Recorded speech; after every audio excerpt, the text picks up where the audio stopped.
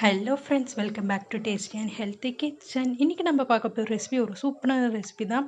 வீட்டிலே 3 பொருள் வச்சு எப்படி ஐஸ்கிரீம் ரெடி பண்ணலான்றது தான். ஒரு ஹெல்த்தியான ஹோம்மேட் ஐஸ்கிரீம் எப்படி செய்யலான்னு தான் இந்த வீடியோக்குள்ளே நான் ஷேர் பண்ணுறேன். வீடியோக்குள்ளே போகிறதுக்கு முன்னாடி இந்த சேனலை சப்ஸ்கிரைப் பண்ணாதவங்க சப்ஸ்கிரைப் பண்ணுங்கள். என்னோட எல்லா அப்டேட்டும் நோட்டிஃபிகேஷனும் வரத்துக்கு மறக்காமல் பெல் பட்டனை டச் பண்ணுங்கள். கூடவே ஆல்னும் டச் பண்ணுங்கள். வாங்க தேவையான பொருட்களை பார்ப்போம். நான் வந்து 1/2 லிட்டர் பால் எடுத்திருக்கேன். இது வந்து ஃப்ரெஷ் க்ரீம் வீட்டில் எப்படி ரெடி பண்ணலான்றத நான் சொல்கிறேன். வீடியோ ஸ்கிப் பண்ணாமல் பாருங்கள். கூடவே வந்து நான் வந்து 100 கிராம் சர்க்கரை எடுத்திருக்கேன். பாதாம் வந்து ஒரு 10 எடுத்திருக்கேன். அது கூட ஏலக்காய் வந்து ஒரு 2 எடுத்திருக்கேன். பாதாம் ஆப்ஷன் தான், உங்ககிட்ட இருந்தால் போடுங்க, இல்லைன்னா விட்டுருங்க. 1/2 லிட்டர் பாலை நல்லா ஒரு பெரிய பாத்திரத்தில் ஊற்றி நல்லா காய விடுங்க.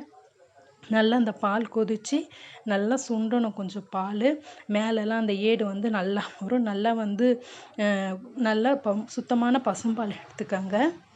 பால் பாருங்கள் நல்லா வந்து காஞ்சிடுச்சு. அந்த ஏடுலாம் பாருங்கள் மேலே வந்திருக்கு.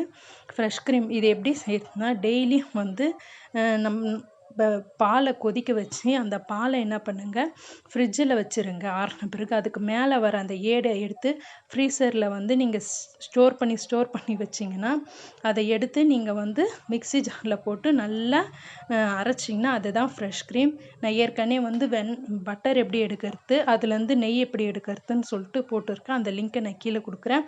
அந்த பட்டர் சேர்க்குற அதே மாதிரி தான் வந்து நம்ம இந்த பால் அடை சொல்லுவாங்கள்ல, அதை பால் அடை அதை சேர்த்து தான் வந்து நம்ம ஃப்ரெஷ் க்ரீம் செய்வோம். இப்போ இதில் வந்து சுகர் வந்து நம்ம சேர்த்துட்டோம். சுகர் நல்லா கரையிட்டோம்.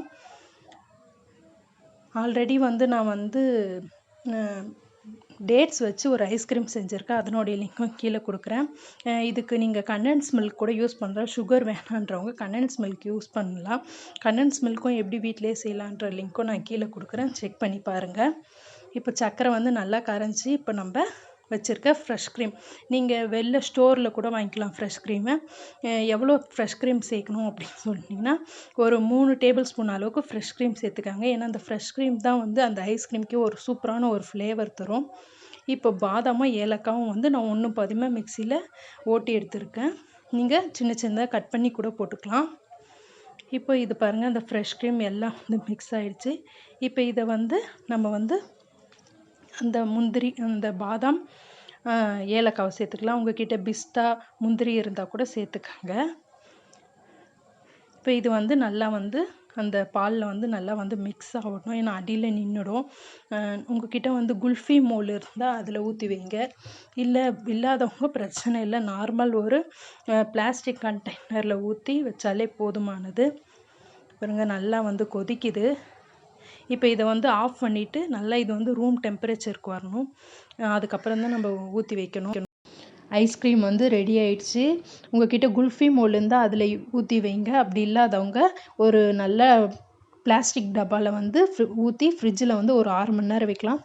இது நல்லா ரூம் டெம்பரேச்சருக்கு வந்ததுக்கப்புறம் ஒரு கண்டெய்னரில் ஊற்றி ஃப்ரிட்ஜுக்குள்ளே வைக்கலாம். நான் ஏற்கனவே வந்து வீட்டிலே பட்டர் எப்படி செய்யலான்ற வீடியோ போட்டிருக்கேன். அதனுடைய லிங்க்கு நான் கீழே கொடுக்குறேன். பட்டர் செய்கிறதுக்காக தான் ஃப்ரிட்ஜில் நான் ஸ்டோர் பண்ணி வச்சுருக்கேன் பால் அடையை. இப்போ வந்து நான் இதை வந்து ஃப்ரிட்ஜுக்குள்ளே வச்சுட்டேன். 6 மணி நேரம் கழித்து பாருங்கள், 6 to 8 hours கண்டிப்பாக ஃப்ரீசரில் இருக்கும். அப்போ தான் நல்லாயிருக்கும்.